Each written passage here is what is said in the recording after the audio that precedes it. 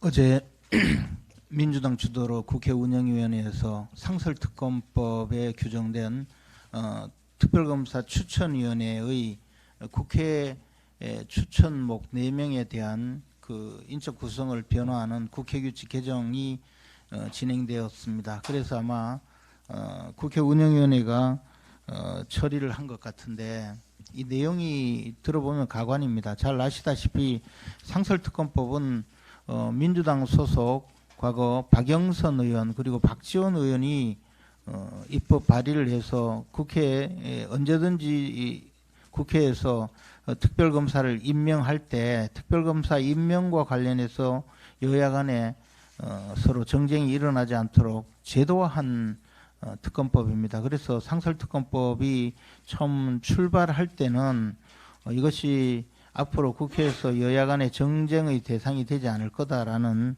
그런 생각에서 당시 박영선 의원 주도로 입법이 될 때 여야 합의가 이루어졌고 국회 규칙도 그렇게 해서 만들어졌던 겁니다.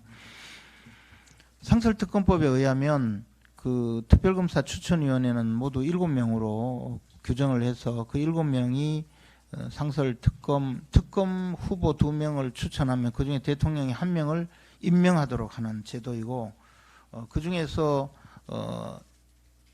특별검사 추천위원 4명은 여야 합의로 4명을 추천하도록 하고 있습니다. 그래서 국회 규칙에는 제1교섭단체 그리고 그 밖의 교섭단체에서 추천을 하도록 되어 있는데, 현재는 교섭단체가 2군데밖에 없으니까 결국은 민주당과 국민의힘에서 2명씩 상설특검 후보 추천위원을 추천하게 되어 있는데, 이 국민의힘에서 추천할 2명을 배제하기 위해서 국회 규칙을 개정한 겁니다. 이게 말은 그럴듯하지만 사실은 상설특검조차 민주당이 원하는 사람을 임명하겠다는 의도를 드러낸 것 뿐입니다. 그래서 이렇게 할 경우에 국민의힘 소속의 정당에서 국민의힘에서 2명을 추천하지 못하고 나머지는 교섭단체가 없으니까 의석수대로 조국혁신당에서 1명,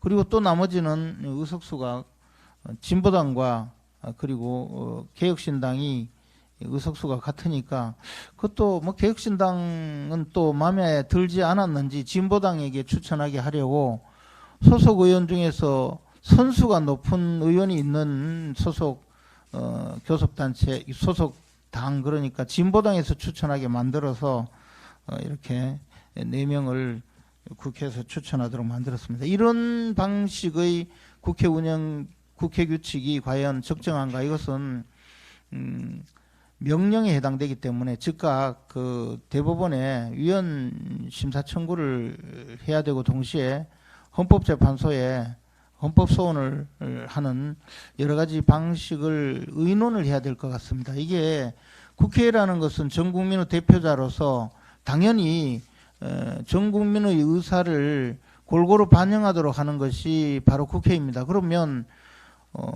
특별검사라는 제도를 도입할 때는 공정하고 객관적이고 투명한 수사 절차를 거치게 만들기 위해서 특별검사 제도를 도입을 했고, 그 특별검사를 임명하는 방식도 결국에는 제도화하자 해서 특별검사 추천위원회를 구성했고, 그 추천위원회 중에서 국회에서 4명을 추천한다면 당연히 국회에서 골고루 제정치 세력에서 추천할 수 있도록 해야 됩니다.